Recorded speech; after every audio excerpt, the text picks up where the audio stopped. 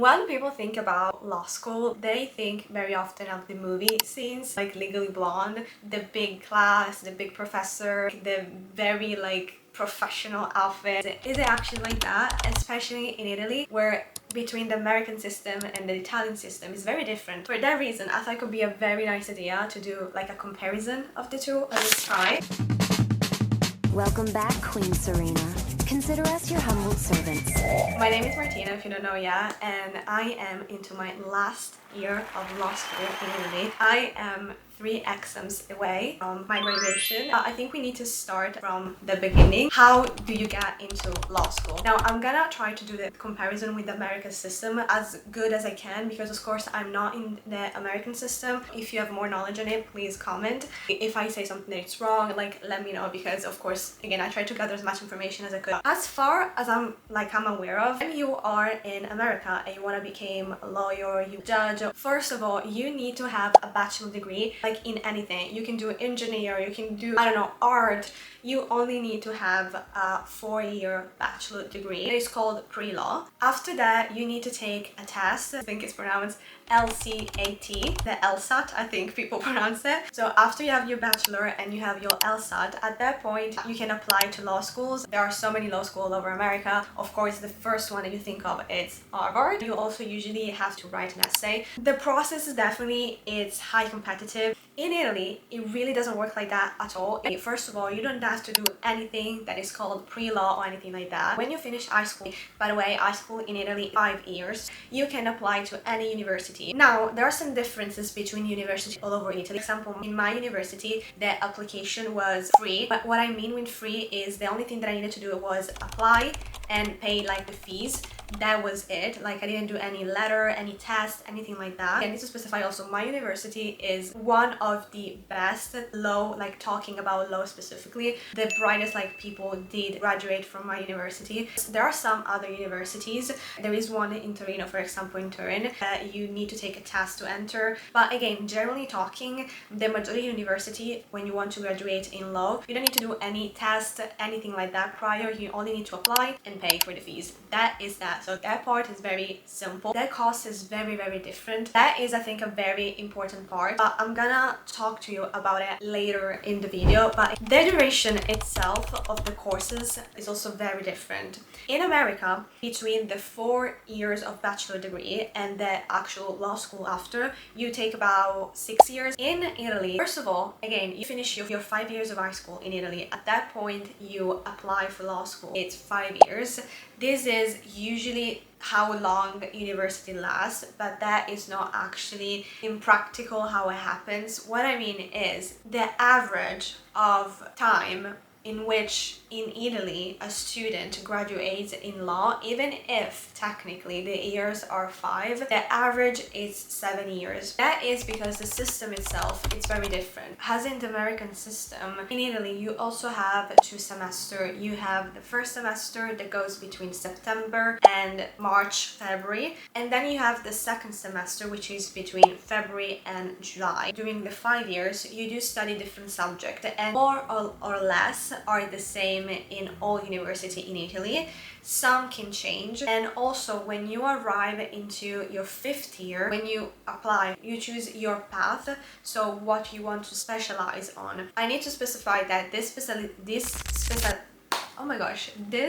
specialization is not, it doesn't actually mean anything. For example, in my case, I've decided to continue with the path of criminal law. So in my last year, I have a subject that are concentrated only in criminal matters, but that doesn't mean that when I graduate I need to continue necessarily with the criminal path. I can decide to do civil law, administration, international law. That is not actually mandatory. This is because the system is very different. It's way less strict than the American one. I've genuinely seen a lot of TikToks of American people that come in Italy to study, and they are amazed and surprised in a good way that this is how the system is, because it's most flexible for the student.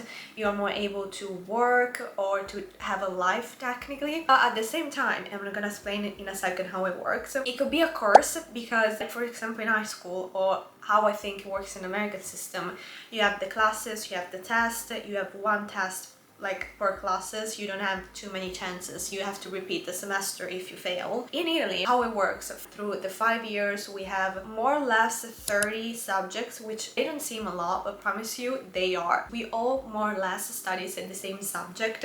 They can be divided different. They could be like a part 2 of criminal law and a part 1, for example, in some university. How it works itself, it's very different. For example, in a year, I have, let's say that I have 4 subjects. First year, there is private law, there is constitution law, there is history, philosophy. First of all, it's not mandatory for me to go to the lectures. Second of all, the majority of the exam, if it's not all of them, are oral exam. How it works, I just say that we have in the first semester, I have to do the philosophy exam. What happens is between January and February, I actually have 3 chances of do the exam, and they are separated. There is like a space time of 15 days usually, or 10 between each one.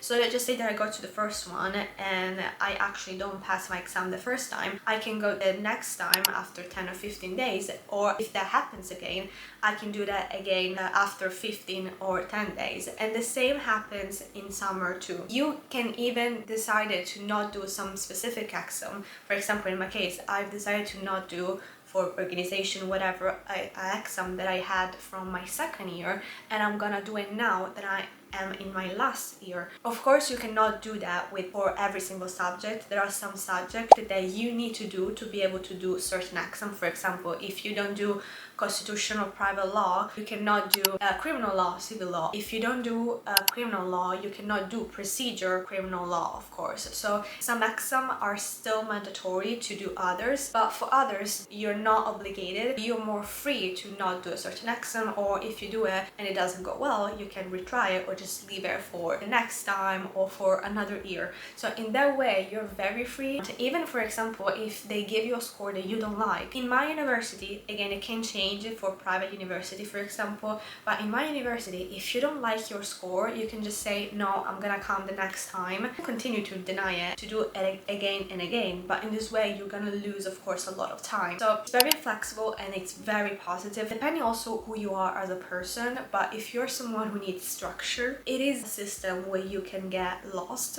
And this is why the average of people, they don't actually graduate in 5 years, but 7. The method itself of the lessons is also very different. In practical, of course, I don't have an experience of the American system, so I don't know exactly how it works. From my knowledge, there are these very big classes with like hundreds of students, and that is also very true in Italy. But that is very true when it's the first year. Like in my first year of university, we were like 200. This is because, as I said before, the fact that it's very flexible, you don't need to do a test or anything like that. A lot of people, maybe they decided to try and to do it, but then they figured out that it's not the path for them, so they drop out. Or for example, a lot of them, they still need to do exams from the first, the second, the third year. So actually what happens very often is when we are at the last year in classes, a lot of the time there are like 3 or 10 people. In the American system, from my knowledge, they do apply this kind of Socratic system. So there is the cold call. A lot of the time I think is also based on like practical case. Tell us the facts, Connor Walsh. In Italy,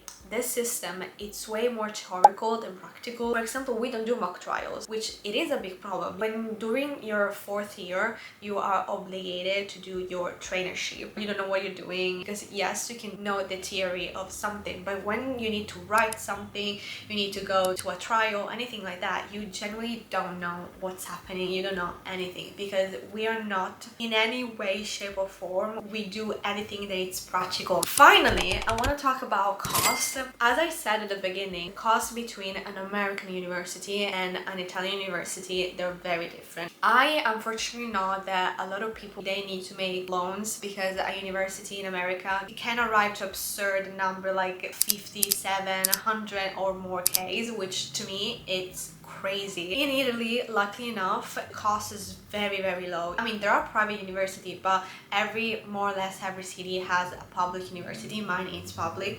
That doesn't mean that I don't pay anything. I pay a fee. It can change depending of your like economic system, so how much your parents or you earn through the year. You have to present some type of form every single year when you apply, and considering that and also the amount of credit earned in the past year, there is a chance that you don't have to pay anything. In my case, for example, I only pay the regional fee, which is very low. It's less than 200 euros. Instead of paying the maximum that is usually 3k, which again is usually the max that you have to pay, 3k. So the costs again, they're very different, and that is definitely a pro. I'm gonna end this video now. I want to know first of all if I got anything wrong between the American system, so please tell me because I'm very curious. I would like to do a master there, so let me know because I'm very curious. If you have any questions, anything else that I forgot maybe to mention, you want to know, because probably there is so many things to talk about. The Italian system, it's difficult and it's a lot, so I probably forgot something. So if you have any question,